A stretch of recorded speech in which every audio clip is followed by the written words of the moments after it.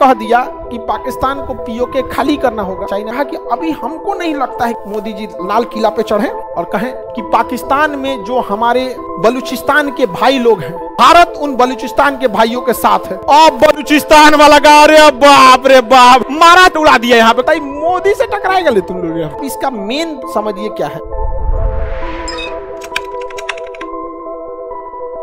UNO को इस तरह से डिजाइन किया ना कि सारी शक्तियां इन्हीं लोगों के पास रह गई। इसका मेन समझिए क्या है, अस्थाई सदस्यों के पास किसी भी प्रस्ताव को रोकने की एक शक्ति है जिसे कहते हैं वीटो। मतलब यूएनओ अगर कुछ भी कहता है, उसमें से 193 टोटल सदस्य है ना, अगर 192 ने कह दिया कि पाकिस्तान को पीओके खाली करना होगा, लेकिन ये 5 गो अस्थाई सदस्य है ना, इस 5 में से कोई एक को कह दिया कि हम सहमत नहीं है, तो प्रस्ताव खत्म। यानी यूएनओ में 193 की वैल्यू नहीं है, इन 5 की वैल्यू है। किन की वैल्यू है? 5 की, जिसमें अमेरिका आता है। कौन आता है? America, Britain, France, America, Britain, France, रूस, चाइना, 5 देश आते हैं। सब किस में? अस्थाई। यानी यही जो चाहेंगे वही होगा, यही जो चाहेंगे वही होगा। अब आप बताइए, अगर पूरी दुनिया रेडी हो गई कि हमें पीओके भारत को लौटाया जाए, आपको क्या लगता है चाइना रेडी होगा? कभी नहीं होने वाला है। और उसको जाता क्या, बवाल थोड़ी करना, यूएनओ में लगा देना वीटो। अरे पीओके तो बहुत बड़ी चीज हो गई। एक आतंकवादी था पाकिस्तान का, भारत ने कहा कि इसे ग्लोबल टेररिस्ट घोषित कीजिए। जब ग्लोबल टेररिस्ट घोषित हो जाता है ना, तो पूरी दुनिया की पुलिस उसे पकड़ सकती है। Masood Azhar ICH-14 hijack plane किया था यहाँ पे, उसका एक बहुत बड़ा आतंकवादी था जिसका प्लान रचा था, उसका नाम था अब्दुल मोमिन। क्या नाम था? अब्दुल मोमिन।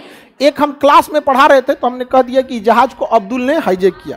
अब कहा कि खान सर बदनाम कर रहे हैं। अरे भैया, ताज होटल में बम फोड़ने से किसी का नाम नहीं हो सकता। चाहे जिस धर्म का आदमी ऐसा काम करेगा वो बदनाम होगा, नहीं समझे यहाँ पे।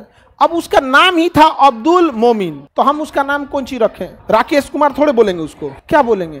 अब्दुल मोमिन। तो हमने बस उसका आधा नाम लिया था, क्या जी? अब्दुल। जबकि सुप्रीम कोर्ट ने उसको सजा सुना दिया, पूरा नाम क्या था? अब्दुल मोमिन।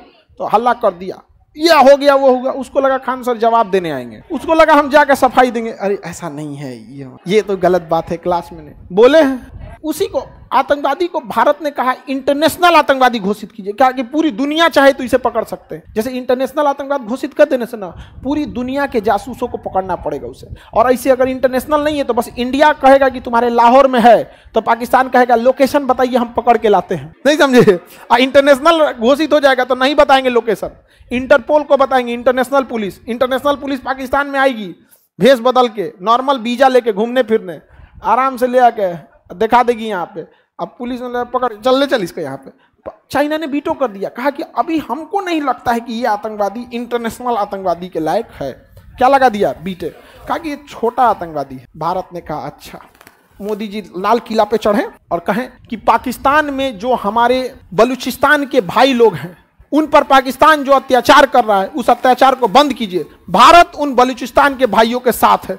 अब बलूचिस्तान वाला गा रे बाप रे बाप, मारा चीन का पावर प्रोजेक्ट उड़ा दिया यहाँ पे। कहा कोई चाइना की सड़क नहीं रहेगी, कोई पाकिस्तान की सेना, पाकिस्तान के हेडक्वार्टर पे कब्जा कर लिया, सब हेडक्वार्टर पे कब्जा कर लिया सर। बात करता ही मोदी से टकराएगा ले तुम लोग। लाल किला पे चढ़ के बोल दिया, पाकिस्तान छाती पीटा। यार ये कैसे कोई प्रधानमंत्री कर सकता है यहाँ पर?